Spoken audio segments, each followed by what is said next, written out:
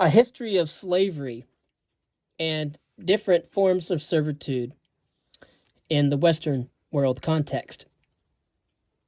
Lecture 1. Worldview. When looking back to past cultures and time, it is vastly vital to keep all literature and records of those times within their respective contexts.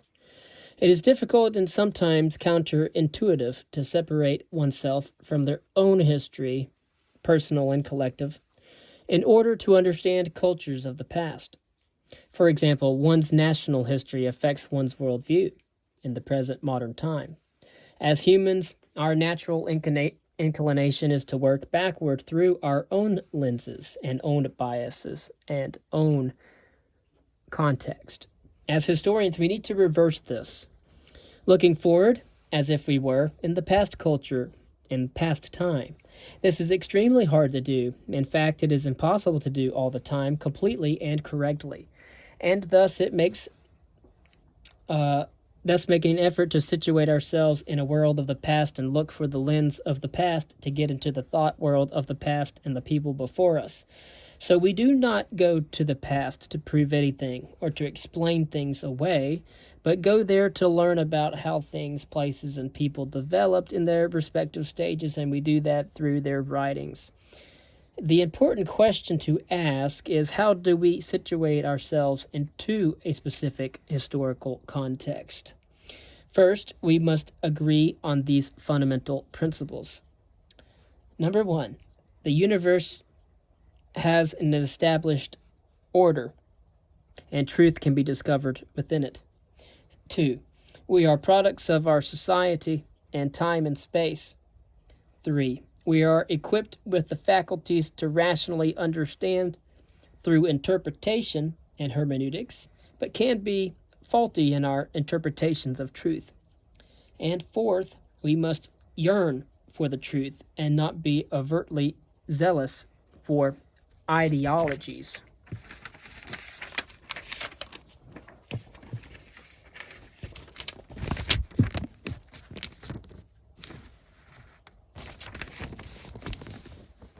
First, I will cover slavery in the ancient Near East. So, according to the Abrahamic faiths, that of the ancient Near East, and this comes from their religious texts, according to their worldview, God created men and women as equal and did not mandate nor institute slavery. However, it was condoned in the Bible. Slavery did appear in human history, so as did killing and murder. So Abraham was one of the founders of the so-called Hebrew faith, and slavery was around in his time, and Abraham used slavery in his time. The primary word for slave in the Old Testament of the Christian faith and the Judaic faith appears 90 times in the first book, titled Genesis, and slavery was an extremely important part of Genesis history in ancient Near East cultures. From here on out, when I say A-N-E, that means ancient Near East. The meaning of the word depended upon the situation. For example, in Greek, the word slave is doulos. There was not a one-word-fits-all meaning of the word. So slave could refer to servants, such as a household servant, a bond servant who received an income, or it could refer to a menial slave who did not have freedom to choose what he or she did.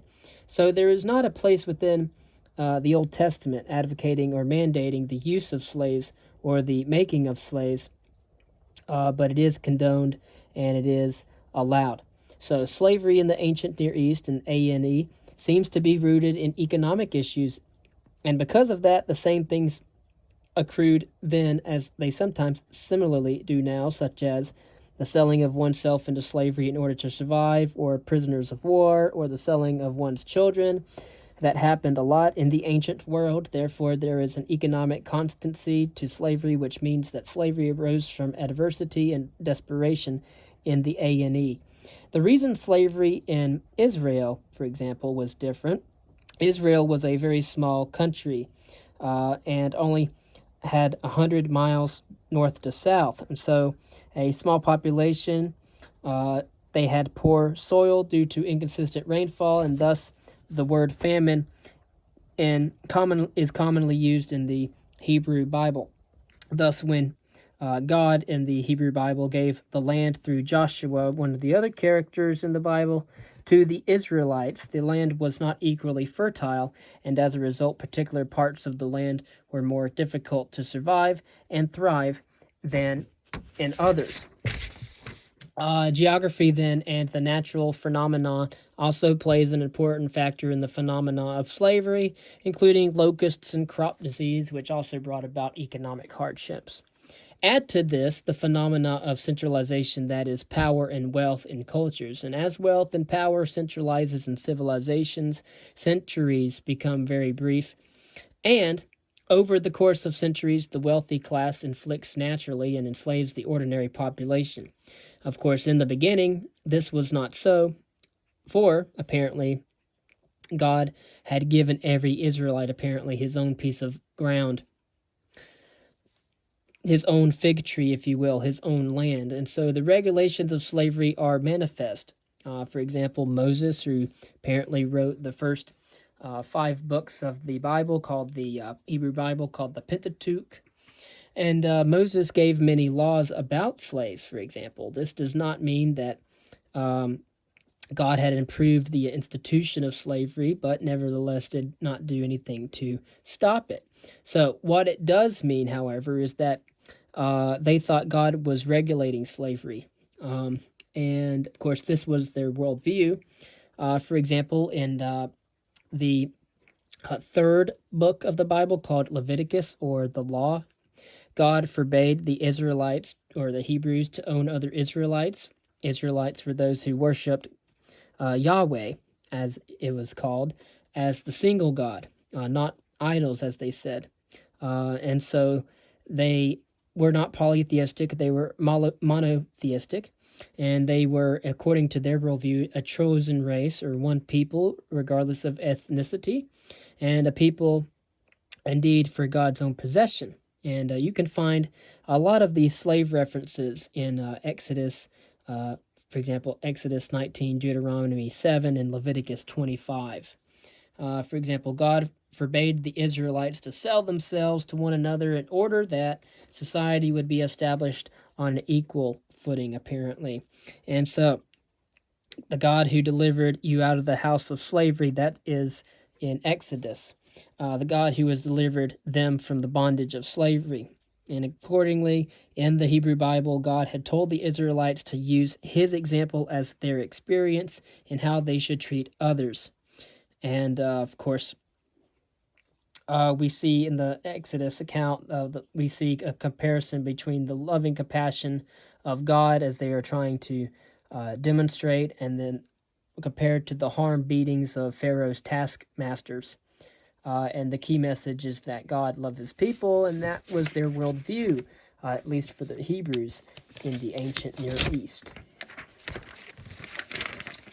Moving on, in an agricultural setting like Israel, slavery was not financially lucrative and played little or no part in the better paying parts of the culture, that is, the trades, such as pottery and learned skills.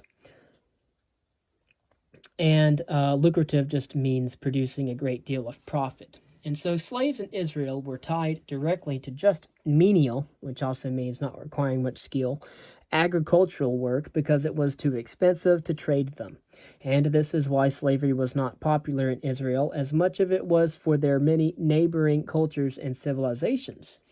A more common practice in Israel, which, for example, was the phenomena of forced labor. It did not work practically for a king to enslave his population in Israel, not to mention it was a violation of Israelite law. And so it was commonplace, however, for powerful kings to force their subjects to perform forced labor. And in an agricultural society, the farmer would only grow his crops for 3 months a year, and then the rest of the year he would be available for forced labor. And this was common practice in the Old Testament, for example. In particular, it was condemned by one of the prophets who claimed that it was a violation of the covenant, and his name was Samuel. It was a violation of the covenant of brotherhood, which was a worldview concept that all men and women are created equal.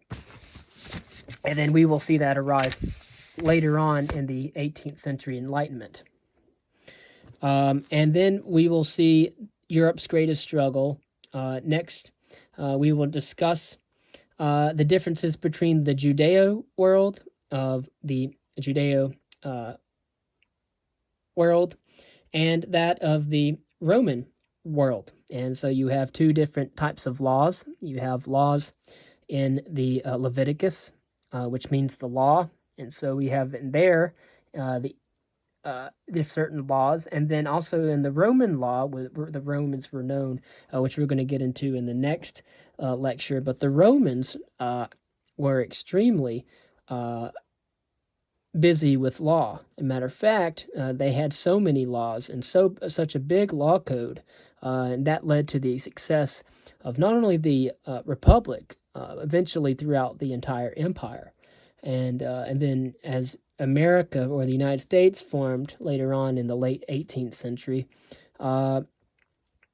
the Americans took the example from the Romans and created a very robust law system as well.